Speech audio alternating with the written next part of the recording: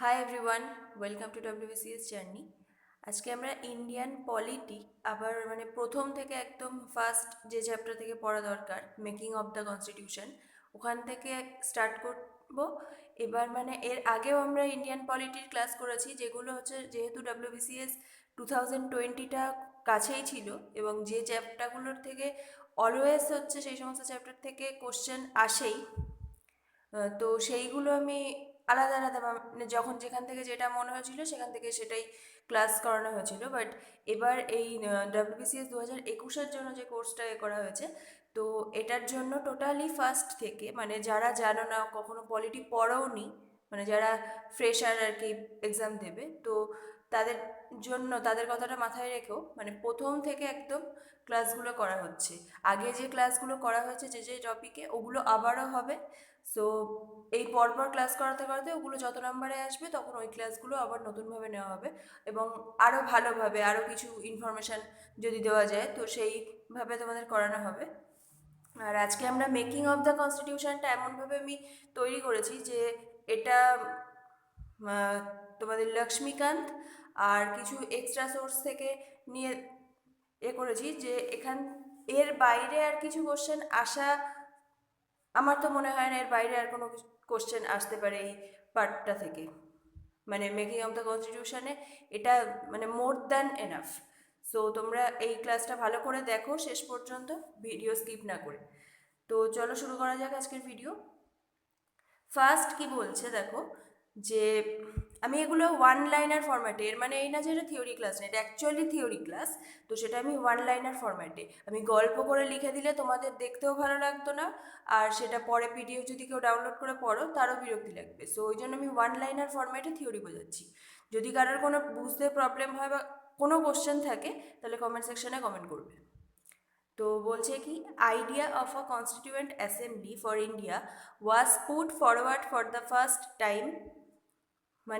Constituent assembly যেটা গণপরিষদ, সেটার আইডিয়াটা হচ্ছে ভারতের জন্য কনস্টিটিউয়েন্ট অ্যাসেম্বলি যে গঠন করা দরকার, তো সেটার আইডিয়াটা ফার্স্ট টাইম কার কার মাধ্যমে আর কি হয়েছিল, আইডিয়া কে ফার্স্ট করেছিল, সেটা হচ্ছে কি মানবেন্দ্রনাথ রয়।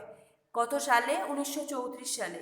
এই সাল আর হচ্ছে এনার নামটা অবশ্যই মনে রাখবে, যে আর এটা মনে রাখবে যে তিনি আইডিয়া দিয়েছিলেন, তিনি সবার সামনে ফার্স্ট টাইম আইডিয়া দিয়েছিলেন। ঠিক আছে, তো এটাও একটা ভালো কোশ্চেন ছিল। দেন চলে এসো আইএনসি। এখানে আইএনসি হচ্ছে ইন্ডিয়ান ন্যাশনাল কংগ্রেস। আচ্ছা, সিএ আমি দেখবে পরে সিএ লিখেছি, সেগুলোর সব জায়গায় কনস্টিটিউয়েন্ট অ্যাসেম্বলি, অর্থ বড় বারবার না টাইপ করে আমি ওটা সিএ করে দিয়েছি। সো এখানে কি বলছে, যে INC for the first time officially demanded a constituent assembly. Indian national Congress সর্বপ্রথম অফিসিয়ালভাবে একদম অফিসিয়ালি হচ্ছে কনস্টিটিউয়েন্ট অ্যাসেম্বলির দাবি করে কবে? সেটা হয়ে যাচ্ছে কবে? 1935 সাল। ওকে, দাঁড়াও আমি কালারটাই চেঞ্জ করে নেই, তোমাদের আরও বুঝতে সুবিধা হবে।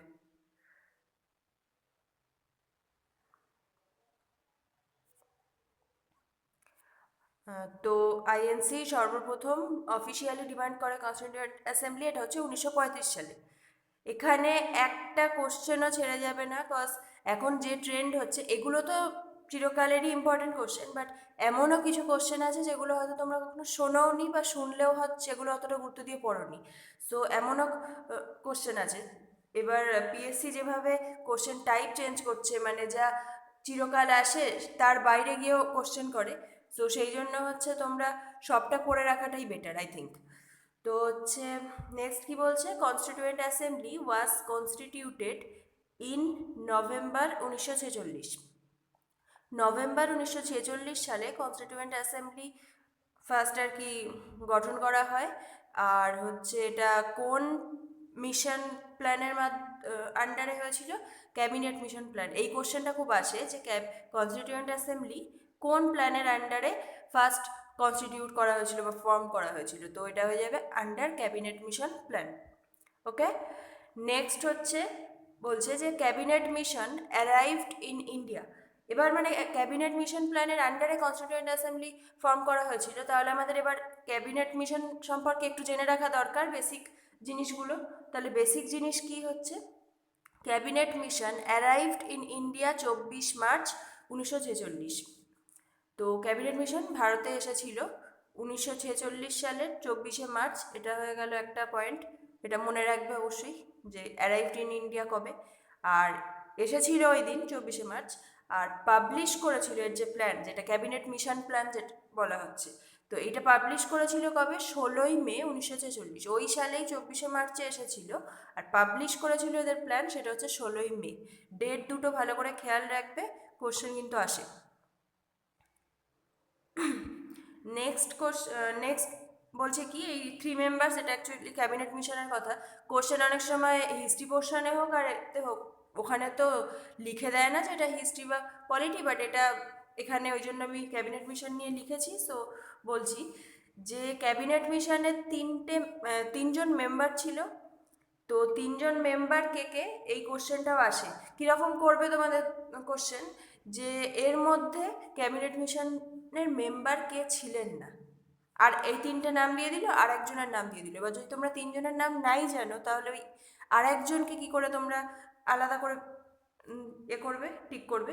তো সেই জন্য হচ্ছে এটাও জেনে রাখা দরকার যে Lord Pethick Lawrence, Sir Stafford Cripps, A.V.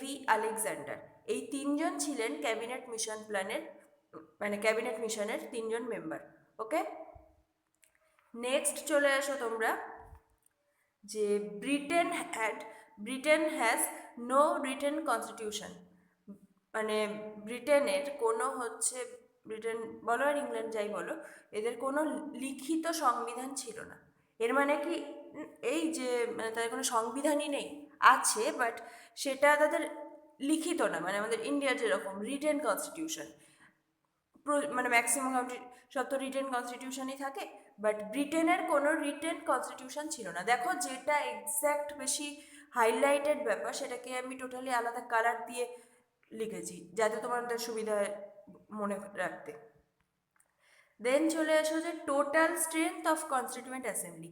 এবার যেই ক্যাবিনেট মিশন প্ল্যানের আন্ডারে কনস্টিটিউয়েন্ট অ্যাসেম্বলি ফর্ম করা হলো, বাট এখানে টোটাল স্ট্রেংথ কত, মানে টোটাল মেম্বার সংখ্যা কত, সিট কত এই কনস্টিটিউয়েন্ট অ্যাসেম্বলি, এটা তো একটা অর্গানাইজেশন হিসেবেও বলতে পারো। তো এখানে একটা মানে অনেক মেম্বার থাকবে অবভিয়াসলি, তার কতজন মেম্বার হাইস্ট থাকতে পারে, সেটা হয়ে যাচ্ছে কি 389, 389 মেম্বার্স হচ্ছে total strength of constituent assembly. Okay, এবার এই আউট অফ 389 এর মধ্যে আবার কিছু ভাগ আছে আলাদা আলাদাভাবে।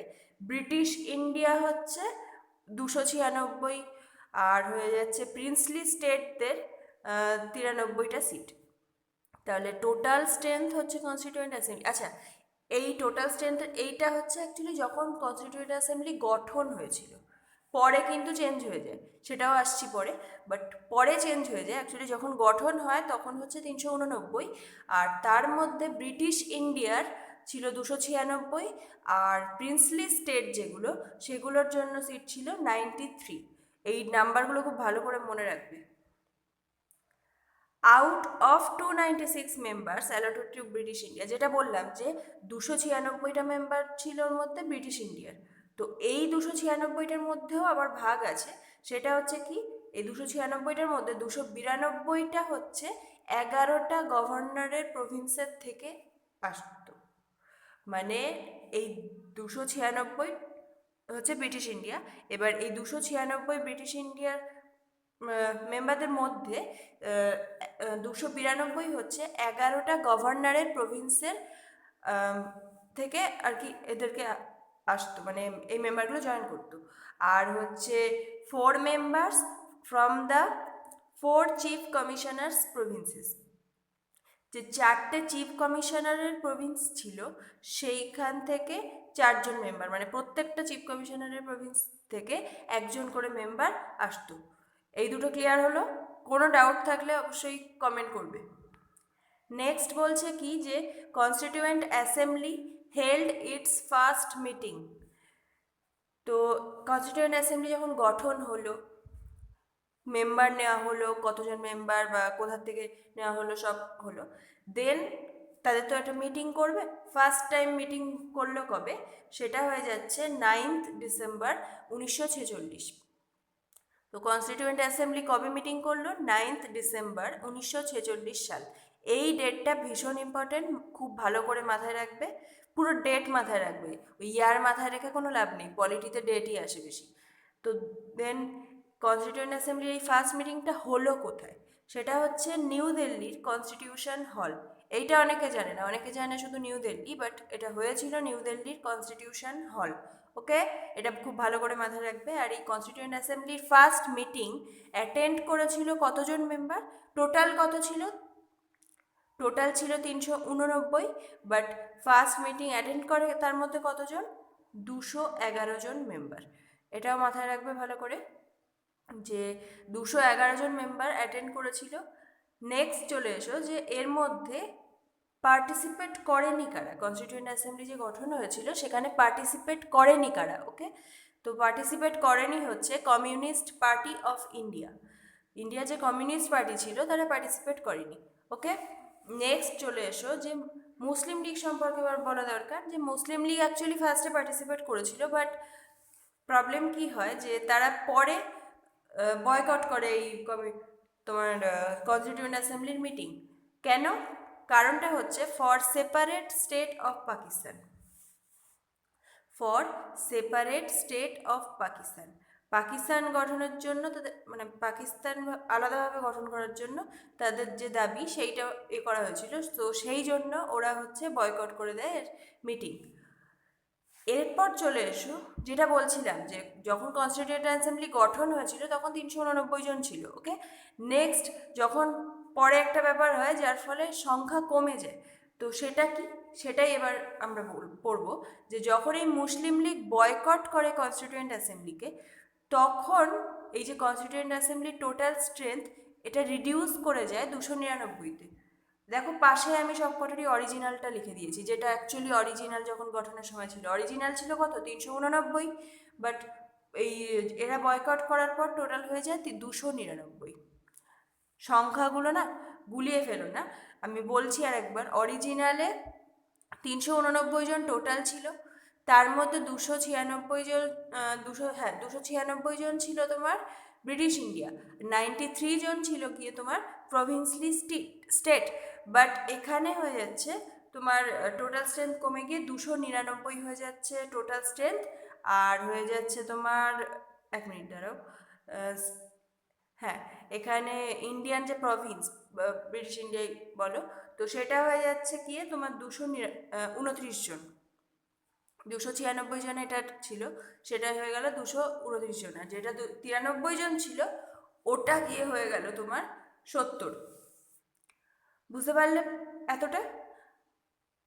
এখানে এখন কত কত হয়ে গেল? 299, 229 আর 70। নাম্বারগুলো খুব ভালো করে খেয়াল রেখো।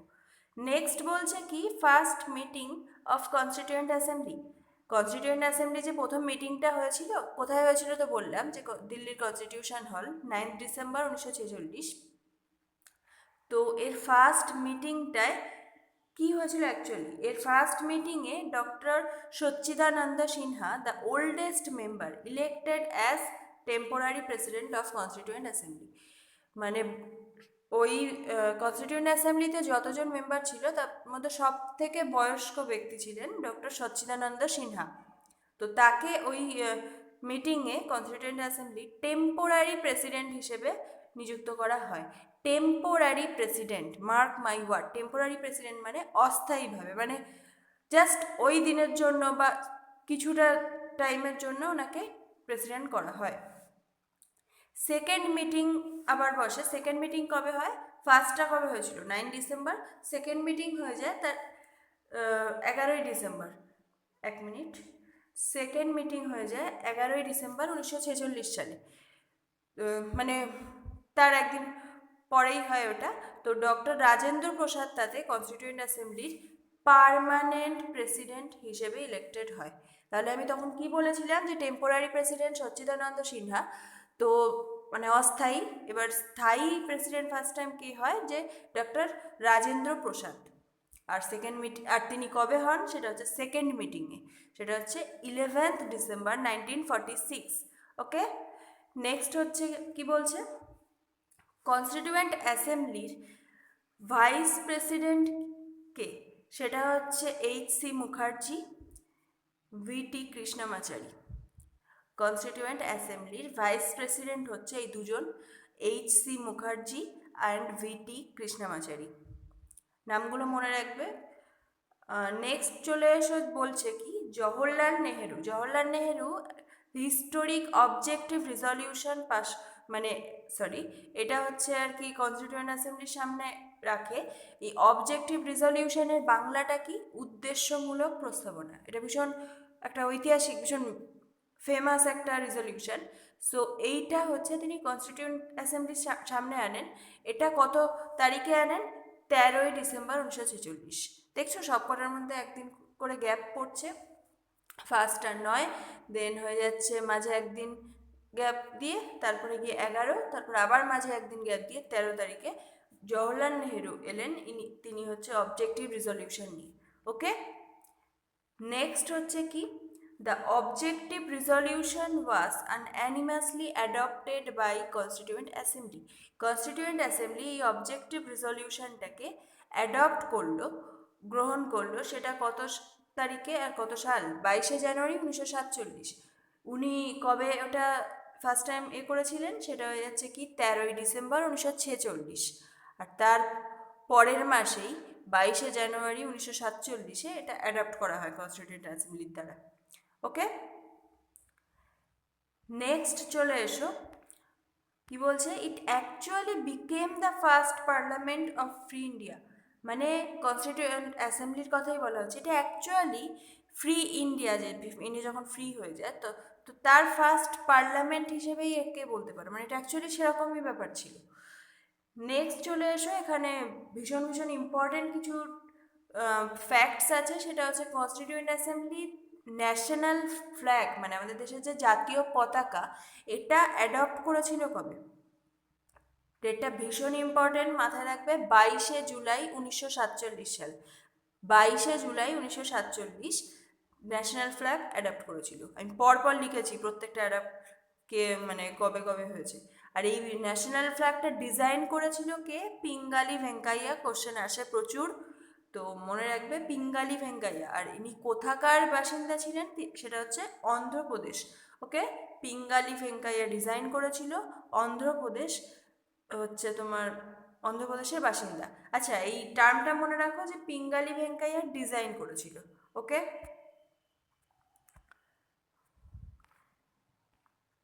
নেক্সট হচ্ছে কি, কনস্টিটিউয়েন্ট অ্যাসেম্বলি ন্যাশনাল অ্যানথেম এইটা অ্যাডপ্ট করেছিল কত, এটা হচ্ছে 24শে জানুয়ারি 1950। এখানে মনে রাখা ইজি, কজ ওরা ন্যাশনাল সং আর ন্যাশনাল অ্যানথেম সেম দিনে অ্যাডপ্ট করেছিল, 24শে জানুয়ারি 1950। সো পরীক্ষায় তোমার যদি মানে দুটোর একটা দিল, আর অ্যানথেম আর সঙের মধ্যে বাই চান্স যদি কারোর ভুলিয়েও যায়, বাট অসুবিধা নেই, ডেট আর তারিখটা একই। নেক্সট হচ্ছে কনস্টিটিউয়েন্ট অ্যাসেম্বলির কটা সেশন হয়েছিল, সেটা হচ্ছে 11টা সেশন, 2 বছর 11 মাস 18 দিনের এতে হয়েছিল কনস্টিটিউয়েন্ট অ্যাসেম্বলির সেশনগুলো, টোটাল 11টা সেশন হয়েছিল। আর কনস্টিটিউয়েন্ট অ্যাসেম্বলির ফাইনাল যে সেশন, সর্বশেষ যে সেশন, সেটা কবে হয়েছিল, এই 24শে জানুয়ারি 1950। তাহলে বুঝতে পারছো যে যেদিন ওদের ফাইনাল সেশন হয় ওই দিনই কিন্তু ওরা ন্যাশনাল সং, অ্যানথেম এইগুলো ওরা অ্যাডপ্ট করে, তাই তো। আর ফ্ল্যাগটা অনেক আগেই অ্যাডপ্ট করে, কজ হয়ে যাচ্ছে তোমার 1947-এর 15ই আগস্ট আমাদের দেশ স্বাধীন হয়। স্বাধীনতা সেই দিন থেকে তো তাদের পতাকারে, ওই জন্য আগে থেকেই কনস্টিটিউয়েন্ট অ্যাসেম্বলি ন্যাশনাল ফ্ল্যাগটাকেই অ্যাডপ্ট করে নেয় যে 22শে জুলাই 1947। আর ন্যাশনাল অ্যানথেম আর সং ওই লাস্ট দিনে অ্যাডপ্ট করে 24শে জানুয়ারি 1950। নেক্সট চলে এসো ড্রাফটিং কমিটি। আমরা আচ্ছা, কনস্টিটিউয়েন্ট অ্যাসেম্বলি যখন এই ফার্স্ট ফর্ম করে তখন ওরা অনেকগুলো কমিটি তৈরি করে, বিভিন্ন কমিটির বিভিন্ন কাজ দেয়, তারা সেই কাজটা করে আর কি ইয়ে করবে। তার কারণ একটা কনস্টিটিউশন রেডি করতে গেলে একটা মানে নর্মাল একটা ইয়ে তো সব কিছু করতে পারবে না। সো তার জন্য ডিফারেন্ট ডিফারেন্ট টপিকসের ওপর ডিফারেন্ট কমিটি বসানো হয়। তার মধ্যে মোস্ট মোস্ট ইম্পর্টেন্ট কমিটি হয়ে যাচ্ছে drafting committee. Drafting committee was set up drafting committee was set up কবে? সেট আপ হচ্ছে 29 আগস্ট 1947। এটা ভীষণ ইম্পর্টেন্ট কোশ্চেন, সব মনে রাখবে। কারোর যদি মনে রাখতে অসুবিধা হয় ভিডিও দেখে, হয় ভিডিওটা বারবার দেখে মনে রাখবে, আদারওয়াইজ ভিডিও চালিয়ে লিখতে থাকো। পয়েন্টগুলো লিখে রাখলে তোমাদের সুবিধা হবে। যেটা জানো না, অনেকগুলো জানো, যেটা জানো না সেটাই লিখে রাখো। তো দেন হয়ে যাচ্ছে 29 August 1947 drafting committee set up হয়। ওকে, ড্রাফটিং কমিটিতে কজন মেম্বার থাকে? ড্রাফটিং কমিটিতে মেম্বার থাকে হচ্ছে 7 জন। আর এই 7 জন মেম্বারের মধ্যে একজন যিনি চেয়ারম্যান, তিনি কে? সবাই জানি, doctor B.R. Ambedkar.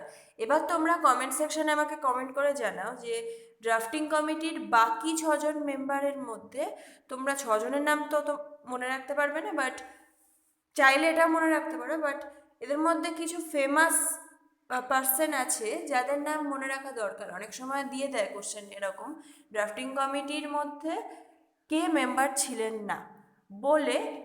B.R. Ambedkar তো সবাই জানে, B.R. আম্বেদকরের অপশানটা জেনারেলি দেয় না ওখানে। ওই যারা ছিল ওদের মধ্যে যারা ফেমাস ওদের নামটা দিয়ে দেয়, আর একটা অন্য কারোর নাম দিয়ে দেয়। সো ওই জন্য ওগুলো জেনে রাখবে, তোমরা কমেন্ট সেকশনে কমেন্ট করবে। তো নেক্সট কি বলছে যে ডক্টর B.R. আম্বেদকর কনস্টিটিউশন মানে সংবিধানের ফাইনাল ড্রাফটটা ইন্ট্রোডিউস করে কবে?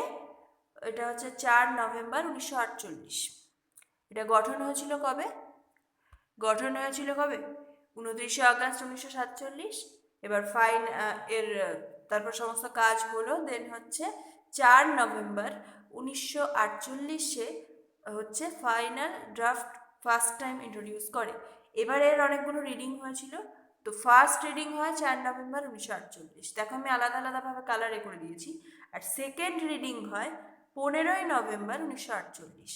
ফার্স্ট 4 নভেম্বর, সেকেন্ড 15 নভেম্বর, ওই একই সালে। বাট একটা জিনিস, থার্ড রিডিংটা কিন্তু ওই সালে হয়নি। থার্ড রিডিংটা 14 নভেম্বর 1949, পুরো 1 বছর পর গিয়ে থার্ড রিডিংটা হয়। দেখো এখানে কিন্তু দুটো সেম, বাট এই 1949টা কিন্তু ডিফারেন্ট। সো খেয়াল করে এটাকে আবার 48 করে দিও না। দেন হয়ে যাচ্ছে কি constitutional advisor of constituent assembly. এর আচ্ছা, এটাকে এটা লিগাল অ্যাডভাইজারও কিন্তু বলা হয়। কনস্টিটিউশনাল অ্যাডভাইজার পরীক্ষায় না দিয়ে তোমাদের লিগাল অ্যাডভাইজার বলতে পারে। তো লিগাল অ্যাডভাইজার মানেও সেম। সো সেটা কে ছিলেন? B.N. রাও। আবার এই রাওটাকে RAU, রাও অনেক সময় আসে, সো কনফিউজ হবে না সেটা নিয়ে। ওকে, তারপর হচ্ছে কি যে টোটাল, এবার এইগুলো কিছু ইন্টারেস্টিং ফ্যাক্টস, পরীক্ষায় সেরকমভাবে তো এগুলো কখনো আসতে দেখিনি, বাট এই ফ্যাক্টসগুলো না ভীষণ ইনফ্যাক্ট পড়তে মজাই লাগে, জেনে রাখা তো দরকার। সো হচ্ছে এই যে টোটাল কনস্টিটিউশনটা তৈরি হলো, এই তৈরিতে টোটাল খরচা কত হয়েছিল? টোটাল খরচা হলো গিয়ে তোমাদের 64 লাখ টাকা। তখনকার দিনে 64 লাখ টাকা মানে বুঝতে পারছো ঠিক কি অ্যামাউন্ট পরিমাণে। এখন ওটার হয়তো আর সেরকম ভ্যালুই নেই, সেরকম অর্থ আছে যাদের। তো নেক্সট হচ্ছে কি constitution of India was adopted or past. তোমাদের পরীক্ষা অনেক সময় অ্যাডপ্টেড দিয়ে কোশ্চেন দেয়, আবার অনেক অনেক সময় পাস্ট দিয়ে কোশ্চেন দেয়, দুটোর একই মানে। সো দুটোর একই অ্যান্সারও হবে। সো সেই জন্য এটা হয়ে যাচ্ছে 26 নভেম্বর 1949। এই দিন হচ্ছে constitution of India first time adopt করা হয় বা পাস হয়। ওকে, এরপর চলে এসো। আচ্ছা, এবার এটা আলাদা পেজে চলে এসেছে। এই যে 284 জন প্রেজেন্ট ছিল অন দ্যাট ডে, মানে যেদিন ফার্স্ট অ্যাডপ্ট করা হয় বা পাস করা হয় ওই দিন কতজন প্রেজেন্ট ছিল? 284 জন। এবার আমাকে কমেন্ট সেকশনে কমেন্ট করে যে মানে যখন ফার্স্ট এই অ্যাডপ্ট করা হয় কনস্টিটিউশন অফ ইন্ডিয়া, তো তখন হয়ে যাচ্ছে তোমার 284 জন প্রেজেন্ট ছিল, তাহলে তখন অ্যাকচুয়ালি ছিল মানে টোটাল কতজন কনস্টিটিউয়েন্ট অ্যাসেম্বলি ছিল, কনস্টিটিউয়েন্ট অ্যাসেম্বলিতে টোটাল কতজন থাকার কথা তখন? ফার্স্টে একদম অরিজিনালি এক ছিল, পরে তো এক হয়ে গেল, সেটা কতজন? এই টাইমটা কতজন ছিল? প্রেজেন্ট তো ছিল তার মধ্যে 284, বাট অ্যাকচুয়ালি কত ছিল? নেক্সট হয়ে যাচ্ছে কি যে কেম ইন্টু ফোর্স। কেম ইন্টু ফোর্স মানে কনস্টিটিউশনের কথাই বলছি। তো এটা কেম ইন্টু ফোর্স মানে কার্যকরী হয়, বাংলায় যারা পরীক্ষা দেয় অনেক সময়, তো সেটা হয়ে যাচ্ছে কার্যকরী হয় কত এতে, দেখো আন্ডারলাইন করে দিয়েছি এগুলো। এটা হয়ে যাচ্ছে 26শে জানুয়ারি 1950। তাহলে এটা কি বলে, তোমার অ্যাডপ্ট 26শে নভেম্বর। তোমরা খুব ভালো করে খেয়াল রেখো, এটা কিন্তু 26শে নভেম্বর, নট জানুয়ারি।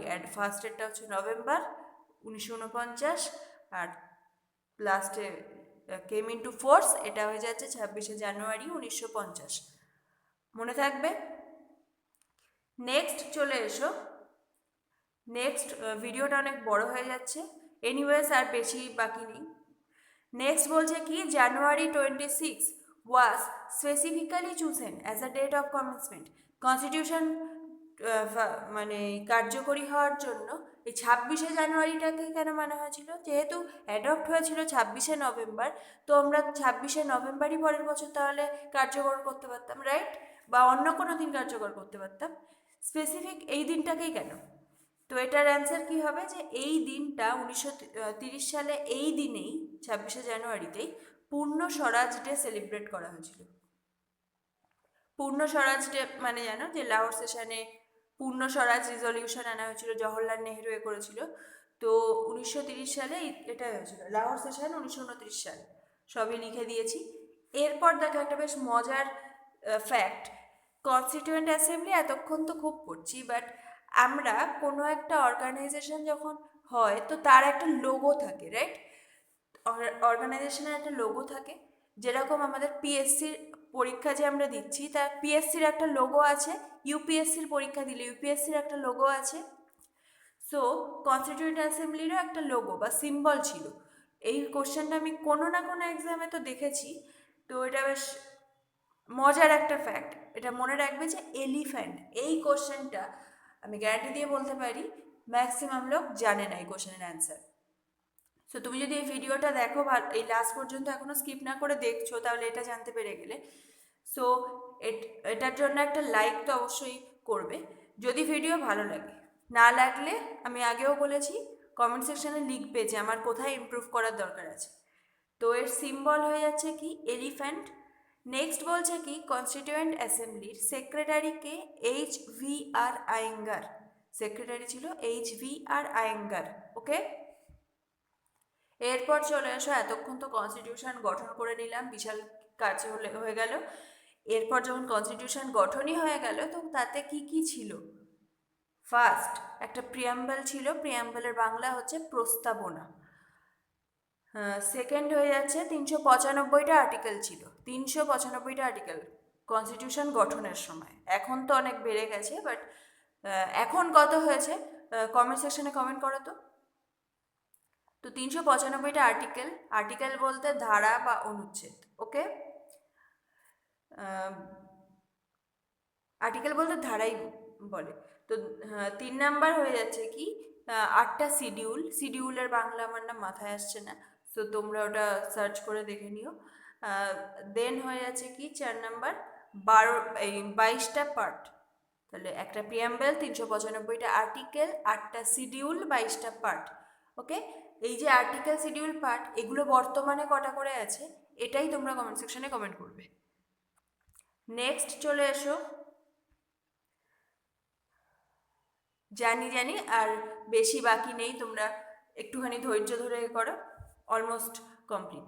কনস্টিটিউয়েন্ট অ্যাসেম্বলিতে যে কনস্টিটিউশন ফর্ম করা হয়েছিল সেটার হচ্ছে চিফ ড্রাফটসম্যান কে ছিলেন? সেটা হয়ে যাচ্ছে S.N. মুখার্জি। এগুলো মনে রাখবে, এগুলো সবাই মানে সব জায়গায় পাবে না। আমি এগুলো লক্ষ্মীকান্ত থেকে করেছি, মানে লক্ষ্মীকান্ত থেকে ঠিক যেগুলো যেগুলো অ্যাকচুয়ালি পড়ার দরকার আমি ততটাই তুলেছি। ওই অযথা বেশি পড়ে কোনো লাভ নেই, আমাদের এক্সাম ওরিয়েন্টেড পড়া উচিত। নেক্সট হয়ে যাচ্ছে কি calligrapher of Indian constitution, VVI। But এই কোশ্চেনটা কম আসে, বাট আমার মনে হয় কোশ্চেনটা VVI মানে ভীষণই ইম্পর্ট্যান্ট একটা ব্যাপার। ক্যালিগ্রাফার কে ছিল? Prem Behari Narayan Raizada. Prem Behari Narayan Raizada. Actually original constitution ইনি নিজের হাতে লিখেছিল, হ্যান্ড রিটেন। আর সেটা কোন স্টাইলে লিখেছিল? Flowing italic style. ওকে, তো প্রেম বিহারী নারায়ণ রায়জাদা। কোশ্চেন যদি ঘুরিয়েও বলে, ক্যালিগ্রাফার না বলে যদি বলে অরিজিনাল কনস্টিটিউশন লিখেছিল কে, তো সেটা হচ্ছে মানে হ্যান্ড রিটেন কার, সেটা হচ্ছে প্রেম বিহারী নারায়ণ রায়জাদা। ওকে, নেক্সট চলে এসো। Original version was beautified and decorate. এবার কনস্টিটিউশন লেখার পর সেটাকে একটা ডেকোরেট করবে, তাই না? আমরা যেরকম বার্থডে কেক নিয়ে আসি, ওপরে তো কিছু ডেকোরেট করি, শুধু কেক বানিয়ে টক করে কেউ নিশ্চয়ই দোকান থেকে কিনে নিয়ে আসে না, তার উপরে ওরা ডেকোরেট করে দেয়। ব্যাপারটা ঠিক সেম, যে অরিজিনাল কনস্টিটিউশন এটাকেও হচ্ছে তোমার বিউটিফাই বা ডেকোরেট করার দরকার। সো এটাকে কে করেছিল? এরা হচ্ছে শান্তিনিকেতনের আর্টিস্ট। কোশ্চেন আমি কোনো একটা এক্সামিনেতেই দেখেছিলাম, সেটা হচ্ছে শান্তিনিকেতনের আর্টিস্টদের দিয়ে। এইটাই অপশন মানে কোশ্চেনটা ছিল যে কোথাকার আর্টিস্টদের দিয়ে এ করা হয়েছিল, শান্তিনিকেতন। কারা কারা সেটা এবার আমরা অ্যাডভান্সলি পড়ে নিই। নন্দলাল বোস আর বেওহার রাম মনোহর সিনহা। ওকে, আমি আর রিপিট করছি না এগুলো। হিন্দি ভার্সানটা ক্যালিগ্রাফ করেছিল কে? যেহেতু আমাদের একটা ল্যাঙ্গুয়েজ হিন্দি, সো সেখানে হিন্দি ভার্সন একটা বের করতে হবে, সেটাকে ক্যালিগ্রাফি করেছিল কে? সেটা হয়ে যাচ্ছে ভাসান্ত কৃষণ বৈদ্য, মানে ভাসান্ত কৃষণ বৈদ্য। তিনি হচ্ছে হিন্দি ভার্সনটা ক্যালিগ্রাফি করেছিল। নেক্সট হচ্ছে যে এবার আমাদের দেশ স্বাধীন হয়ে গেল, দেন দেশের প্রেসিডেন্ট একটা থাকা দরকার।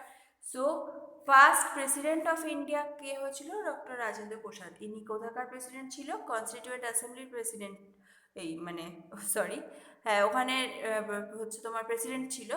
তো তিনি ফার্স্ট ইন্ডিয়ার প্রেসিডেন্ট হয়, মানে ফ্রি ইন্ডিয়ার প্রেসিডেন্ট হয়। তো সেটা হয়ে যাচ্ছে কত সালে? 24শে জানুয়ারি 1950।